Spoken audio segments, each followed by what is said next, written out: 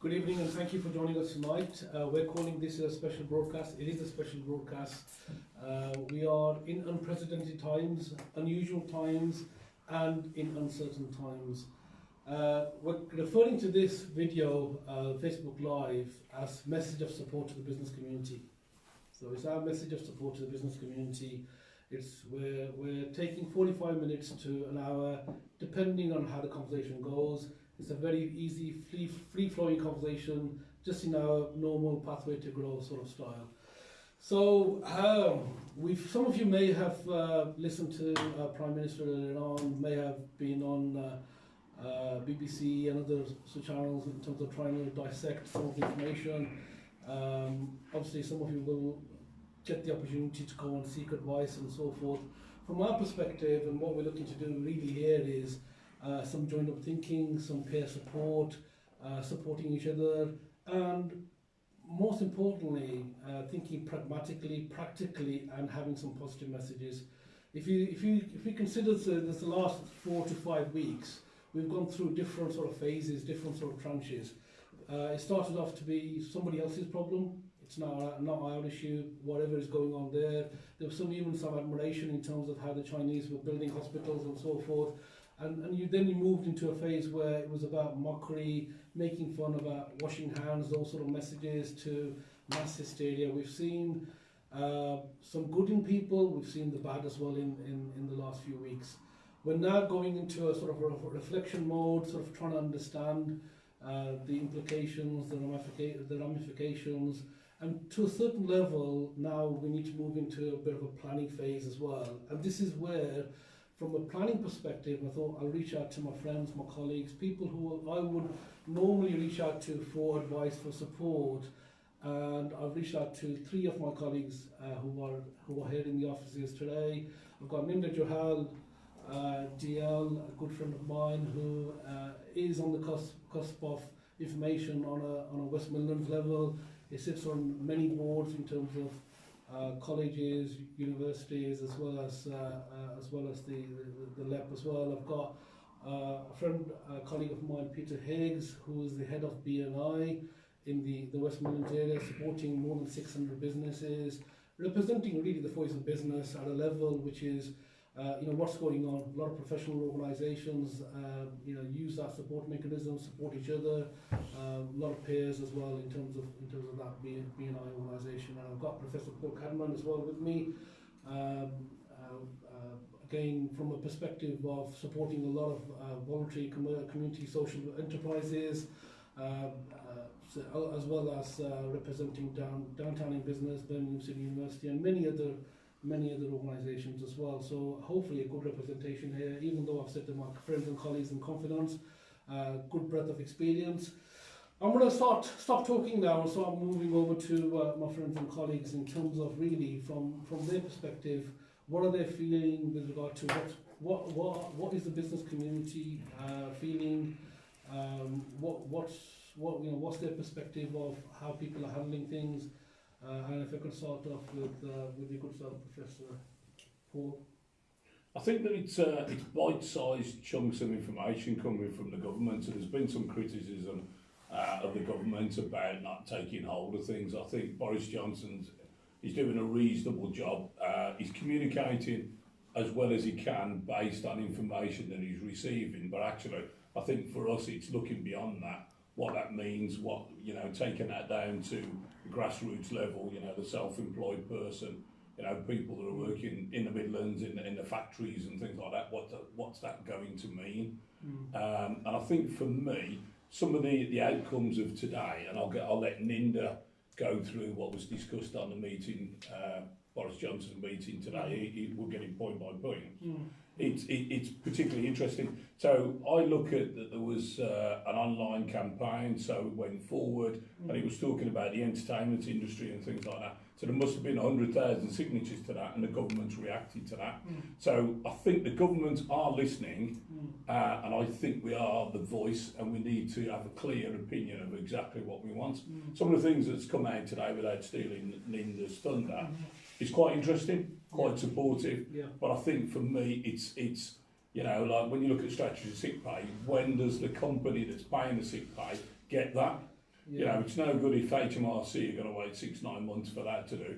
So if you're self-certain today, you go home sick, you're entitled to statutory sick pay, that's good, that's the employee. But when does the employer get support from that and things like that? So if I hand over to Ninder to go through today. Well, but it's a couple of things. I think let's understand the mindset first. So entrepreneurs, people who run businesses, there's certain things you can control, there's certain things you can't control. Yeah. And it's the uncontrollables that what upsets the mindset. Yeah. So let's just roll back 2008. Yeah. Not too dissimilar. Yeah. We had a clear perpetrator. Everybody pointed to the banks. Yeah. And knew what's going on. And as long as government was able to put things in place and get the bank sorted, everybody was fine. There was some short-term pain, but this feels different. This is totally different. Paul spoke about how the ripple effect is right down onto the high street. Yeah. And so I think this is completely different, which is why I think a lot of people, for the first time, don't quite know how to react. Where the perpetrator is actually visible. Yeah. They don't know how to react. I think the fact that now we have, it's interesting, this isn't it? We now have daily updates. That sounds brilliant, but that almost sort of seems to accentuate the seriousness of it. So people say, oh, correct, you're getting on a daily basis. You only had to walk into a supermarket to see the pandemonium in the supermarket and the supply chain. Yeah. So I think the ripple effect is really, really big. So how does the government react? Well, so at the budget, we were given £12 billion to deal with that, the virus. France decided to pile in 300 billion, suddenly 12 billion looked tiny. Yeah. So the reaction today was, well, actually, we'll throw 330 billion into the pot. Paul's right, we don't quite have the details in terms of practicality. So a couple of things. So if you take a 3 months holiday, so if you've got a mortgage, the word is holiday, which means you've still got to pay it at some point. And will the people who are offering the mortgage, will they add the interest on? We've heard guaranteed loans, government guaranteed loans. They've been around in the past, but the banks have been reluctant to implement them. Will the banks still look at your business plan before they rubber stamp it? What does a government guaranteed loan mean? In other words, who still makes the decision? Is it the bank? So I think those issues are still going to be there. Today I spoke to a number of people who said, actually we've got zero money coming in. So how do they plan? People tell you he understands innovation and how you disrupt your marketplace. And I think now almost businesses are being asked to look at a clean slate.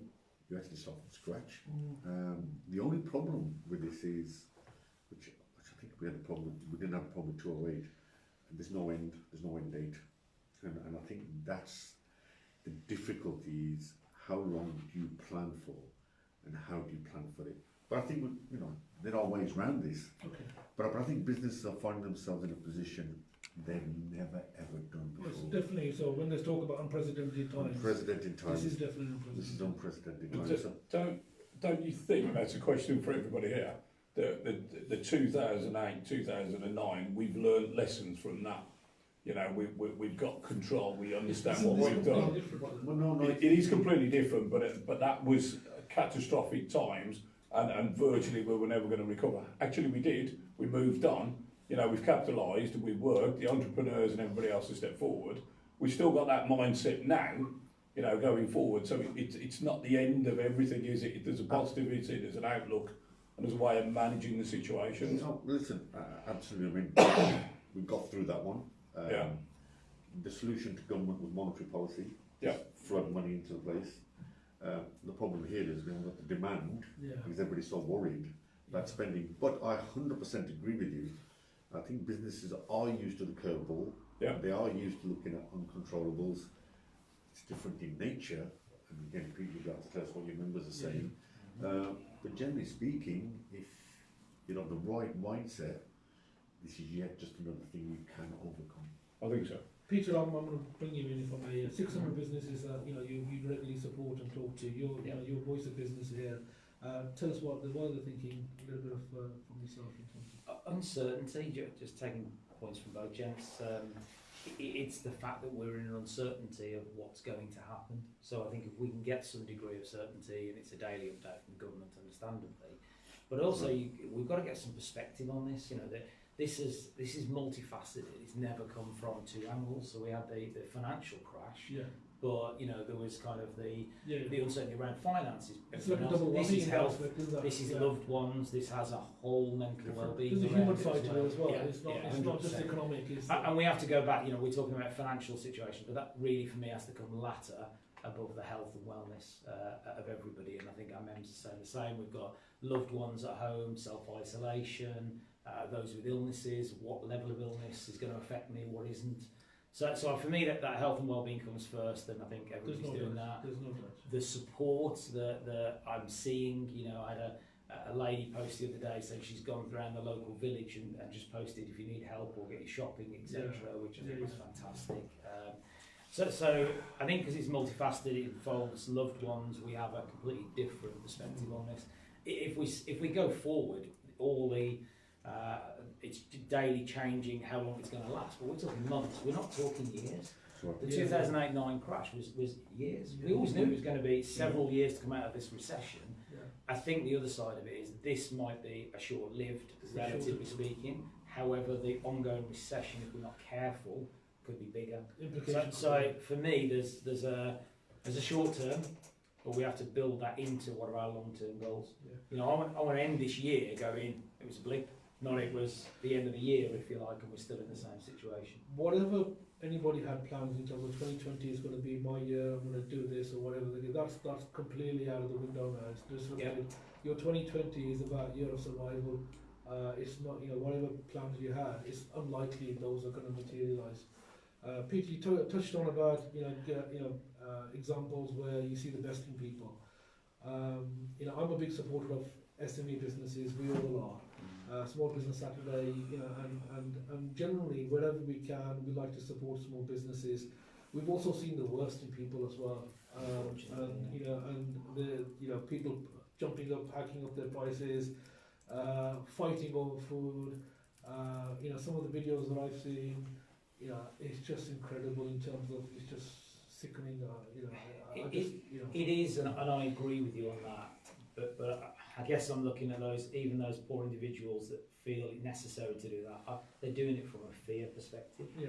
And I think it's about creating that calmness about how do we help each other. What about business owners that well, the same thing appears in the sense. Look, profiteering possibly. Well, you've got to, you know, those are very short term. They won't be in business at the end of the year if they carry on. Profiteering. You know, I have to say that the businesses in Birmingham that we've been speaking to, the venues that we use and we've been speaking to, have been amazing. You know, some of we've got a relationship. We have to use that relationship for the long term. So you know what, it might have to cancel an event in the coming months and whatever. You know, it's not cancelled, it's postponing it. Let's still make sure they get that business. And you know what? Let's make sure at the end of this, when we come out of it, we double the business we're going to give them. So that the ones that support us through this are the ones we support in return. And vice versa. You know, we've got those people. You talk about kind of the worst, but actually the best is that some people are making quite a bit of money out of this. There's home working, there's IT companies that potentially can help people, there's financial advisors, accountants, all those people we absolutely need at times like this as the experts. We've got to call on them, and they've got to be able to say, actually guys, we're not affected as massively as you, so we will help you.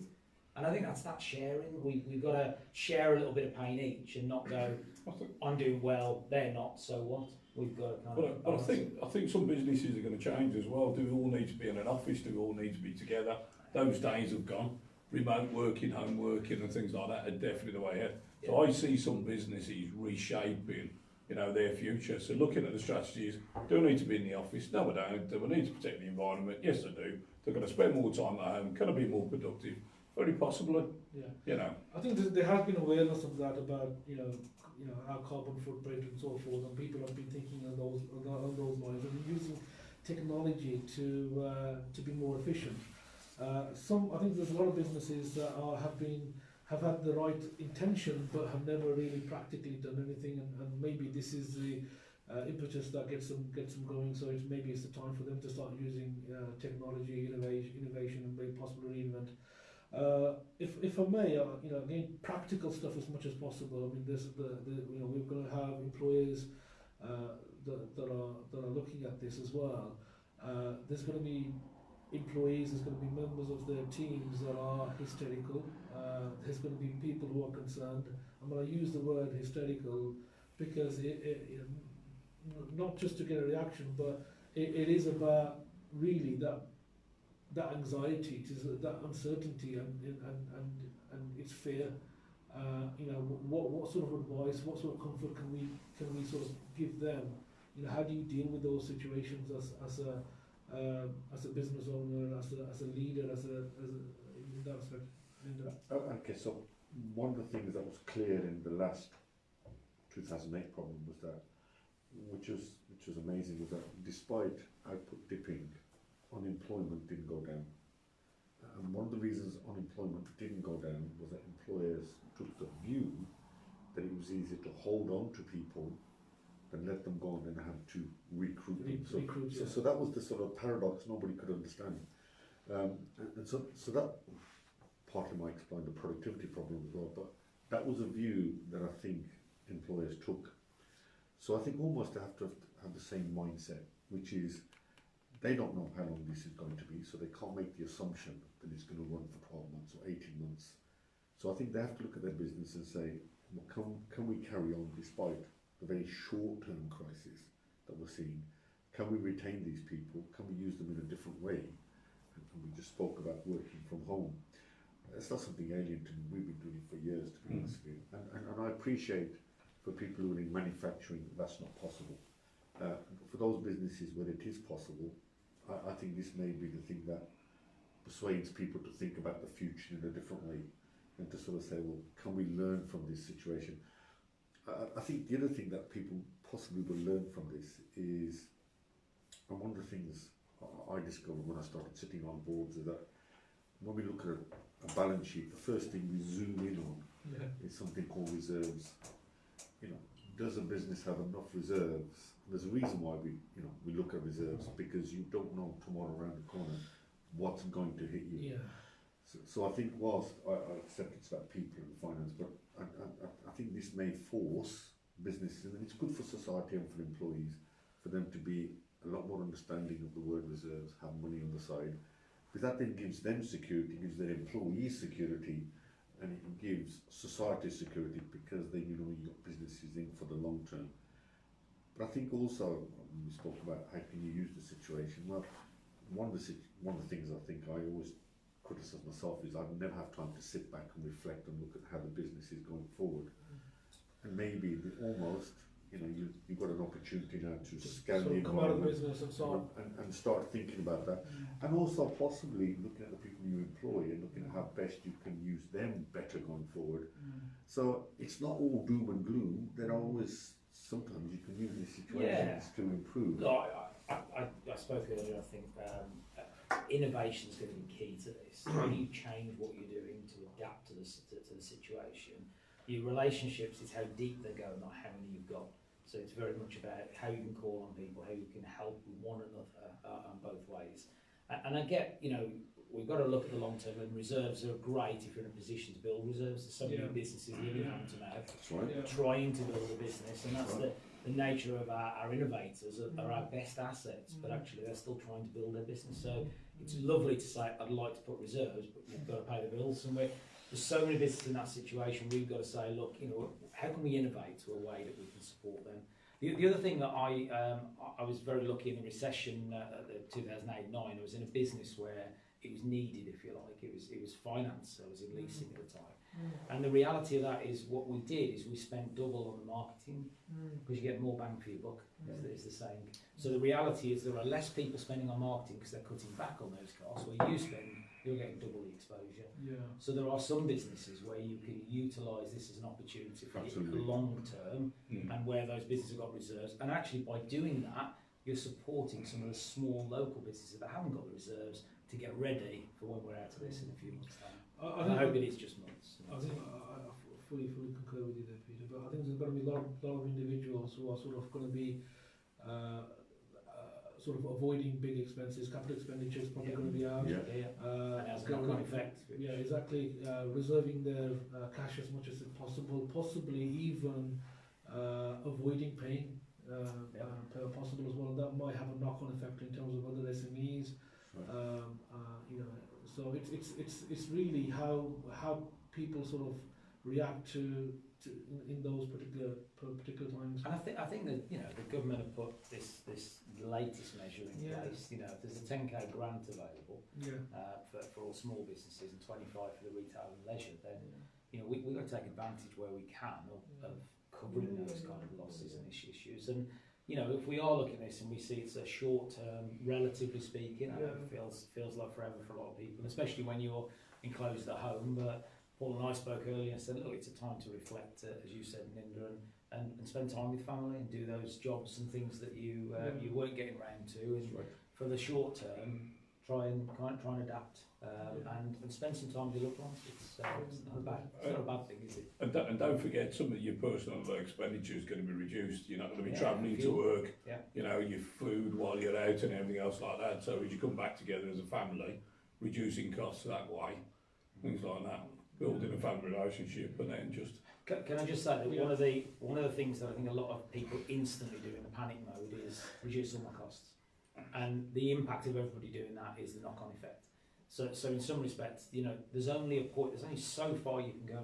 There's only so much you can cut, So the reality is, what's better is looking at your turnover and how you can increase your business and innovate and do something different.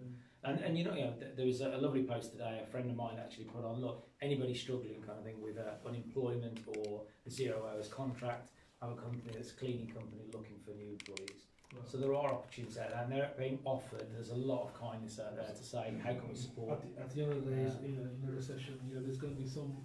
A recession is an average, isn't it? There's going to be some doing really well, and others are not so. But you know, there's no shame in taking that needs must in the short term and saying, actually, I'll support my family. So. I mean, that's gone off too. But when you look at businesses, for me, it's taking back to your business plan, reevaluating your business plan. It's unprecedented times. It's new. Look at your business plan. Look at innovation. Look at what you can do. Look at using your key resources, which is your people. Hold on to your people. Look at the skill sets, skills matrices. What can they do? How can they add value to the business? How can they add value to themselves? And just reevaluate everything and look at your business another way up. Just turn it upside down. I mean, there is an unfortunate thing where a lot of businesses don't have business plans. They don't plan. And this is where, you know, we talked about earlier on about seeking advice. Go and get advice. You know, it's not just about what you can do, but you need to probably go out and get support from peers, support from professionals. This is, you know, there's a lot of measures there, but it's, you know, it's for you to go out and talk to people. It's talking to professionals. So, you know, Peter made a point about speaking to the accountants. So it's looking about like R&D tax claims. There's still, you know, about 80% of businesses that are capable of making R&D tax claims. Haven't done that. That's money that's sitting there. You know, and I work for a foreign exchange company, I work for Rational FX. Last 2 weeks, we've made some fantastic savings. Companies just didn't look at this, but they've just looked and reevaluated where they sit. There's opportunities for savings.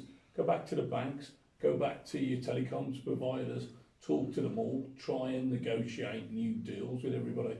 They need your business, you know, as much as you need their services. Take the opportunity. Ninder, for I mean, you talked about, you know, there's daily updates, a lot of communication going on. But one of the things I would say to business owners is to communicate to the staff, to the partners, to everybody. The worst thing you can do is go inwards, and you need to talk, and you need to go and find peers, find your networks, find your mechanisms where you can actually pick the phone up and start having conversations, and really get that support. I think a couple of things. Firstly, really we should be communicating with our people all the time in terms of where you're going as a business, as a vision. So you should be really bringing them along. So they should be part of your journey. That they should really understand the pickle we're all in at the moment. So that's the first thing. I think secondly, we talk about relationships, and maybe actually this is a time where people who run businesses reach out to people they know and say, look, never rung you before about this, but look, I'm sort of stuck here, and I'm stuck here, and I'm stuck here. We hear the word mentoring and coaching, and so maybe this is the time now to have learned from your peers, and I think that's quite a good discipline to have. So I think a couple of things business people can learn from this kind of episode. One is, okay, start talking to your workforce if you've never done it in the past, and then make it a habitual thing, so that you start talking to them, make sure they buy into your vision. Secondly, if you've ever dismissed the idea of a coach or a mentor of talking to your peers, this might be the perfect time to do it. Listen, you know all about putting on networking events, but again, it doesn't have to be face to face. We can work through Zoom. We can work through all the technology tools. I think we should all get used to now not working in isolation, but actually working in collaborative partnerships and working with people. And actually, this could be a time where you could get to know the people that you maybe only looked at a business card, but maybe now you can reach out to them and say, how can we help each other?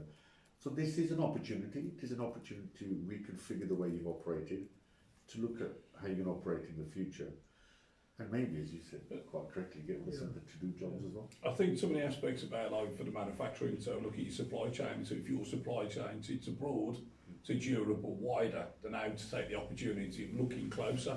Look at deals, you know, you might be able to keep somebody afloat if you pay a little bit more but take less, or take less but pay a little bit more, and just bouncing around things and stuff like that. So definitely look closer and just speak, get on the internet, you know, put it out there, tell everybody what you're looking for. You'll be surprised what we manufacture in this country. But that's I mean, 100%. And the key thing for there was local. So if we can keep this local, the velocity of money theory is that every pound spent locally is spent 7 to 10 times, you know, around the local community. So we're supporting one another by buying local. So wherever possible, use a small business need to you instead of, you know, online and international. And the reality of that is that helps your families and friends locally. I think to support that, one of the first problems behind this whole virus was the supply chain from China. And that was what came back home to roost, where people couldn't get hold of products because they're single source was China. So I think almost whilst there are benefits to globalization, you then saw the negatives because actually you couldn't get hold of basic products. So I think a mix. But it's a huge opportunity for our local market to say we're going to produce this now, and actually surely there's going to be an opportunity. But I think you'd get it out there with a message, isn't it? I'm looking for this component parts. Get it up there, get on Facebook, get on every point of social media, get out there and look at it and see what you can do on that board. And I think just to pick that up, notorious, particularly small micros and SMEs, are still very poor at digital. Very, very poor at digital, both in terms of what you just said. So I think again, this is an opportunity for those who've never looked at using digital, even simple basics websites. I think this is the time for them to start reorientating, start asking ourselves, this is a new world, this is an opportunity, this is what we should be doing. And also it's a great way that can encourage their workforce to communicate with them as well. And that's the question you asked at the outset. So there are a lot of opportunities here, lots of opportunities. And somebody always says, I don't know who came up with the line, wasn't it, never waste a crisis? Well, here's an opportunity to flip it the other way and actually try and see how you can maximise, rather than worrying about the I think certainly the local and UK supply chain would be something that will be looked into a lot more heavily in the future, things like this. So there's an opportunity for manufacturing to say, let's look at diversifying, produce something that actually, how can we drive that cost down and compete with the likes of China in the future when you've got situations like this. But I think there's going to be a British mindset of investing in Britain by British again, isn't it? You know, let's invest, let's keep it there, 7 times the value for the pound. Anybody would jump on board with that. I mean, I started off talking about the fact that this is a message of support to the business community out there. There's no doubt we've been, you know, there's disruption out there. There's no doubt that we've had a shock. It's been fairly quick. You know, we talk about the fact that it may not last years. It's been short term. So you know, we've got to react fairly quickly. We've got to respond, you know, in a planned approach. Any sort of words of advice, encouragement to businesses that are out there.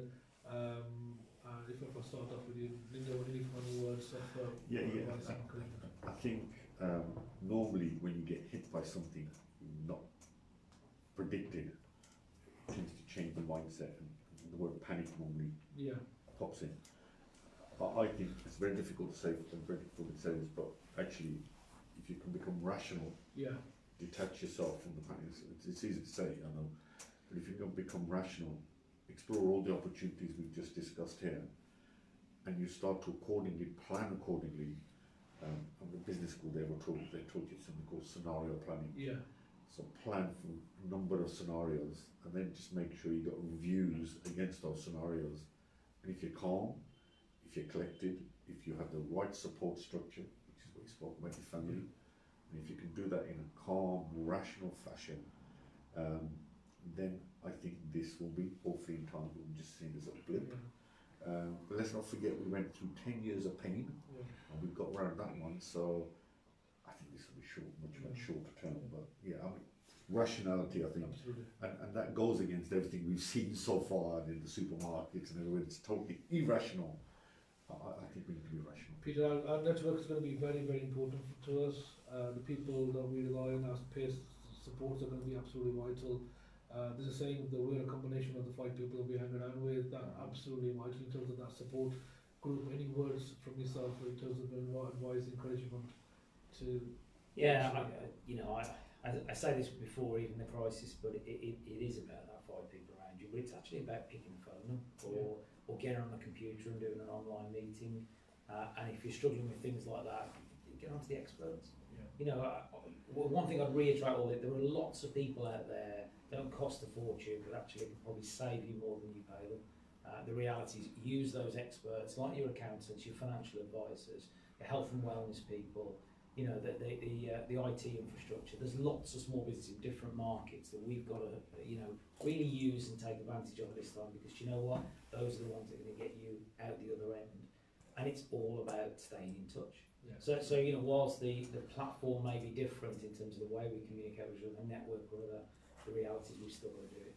It's absolutely more critical now than ever to stay in touch with a community of people that are there in the same position as you, that you can just get advice from, if nothing more. We've had a new word come into our dictionary about social distancing, but it's about social support. It's about supporting each other and providing that support. I work for a global organisation. I'm on daily calls kind of thing across the world, and the reality is you can do it on a computer, so it's no different if I did it down the road. So, Paul, I think it's, for me, it's business resilience. It's looking at the short term pain, and looking at the long term games. Take the opportunity of training your staff, send them home, distance learning, e-learning, send them off, get some qualifications, look at new processes, plan your business. Don't panic by thinking about losing the workforce, cutting your workforce. You're going to need those skills. You've spent years and years building up that workforce, training your people, holding on to your people, looking after them. Continue to do that. I think Ninder's absolutely right. It's short term. Don't be, short-minded. Look at the long term and just focus on where your future is for your business. Turn your business upside down, reevaluate everything, put yourself together a risk matrix of where you are, what the business actually needs. Look at this critical sort of aspects of the business, mitigate around that, but look after your employees and look after your staff. Your payroll will come back and the business will come back. So if I may, the one thing we're all agreed on is that the health and well-being comes first. We spoke about that before we came on camera, and the reality is that there's no point doing all this business stuff if you're not looking after each other. Absolutely. You and your family. Health has to come first. So look out for the advice the government are giving us and what we're trying to do and how we're stopping this spread, because they've got the world experts looking at this. There's no doubt. We'll be talking about the business and the economic side of it, but you can't forget that is number one. That is priority, and thank you for reiterating that. There's no doubt that it's difficult terrain. There's no doubt that we've gone through this in the past. We're probably likely to go through this in the future as well. It is different from before. We, as a community, we're business entrepreneurs. As a general community, as people, we're resilient. We get through this. We all react initially in different ways, but when it comes down to it, we're very, very resilient and get through this. I have said earlier on, we've seen and will see the best in people, we'll see the worst in people. My sort of advice is to anybody out there: stay ethical, stay within your sort of overall purpose and your values, and please don't forget that, and just go back in terms of what you are as a person about it. And if there's any actions that you do, just reflect on that. Is that how you want to be seen? Is that how you want to be seen in terms of your brand? And that's absolutely vital. People will remember, and just be very careful in terms of any steps that you do take. And that's really a message for me. I will also say, please look out for each other as well, as a business community, as a community out there. I don't want to sound soppy, but please look out for each other. Just pick the phone up, go and talk to your colleagues, and text message, whatever the case is. Look out for each other, support each other. And again, once again, to my colleagues, to my friends, to my mentors here, thank you so much for coming over. Thank you so much for sharing your words of wisdom, and thank you so much again for your encouragement to the community today. Thank you so much. Stay safe, guys. Thank you.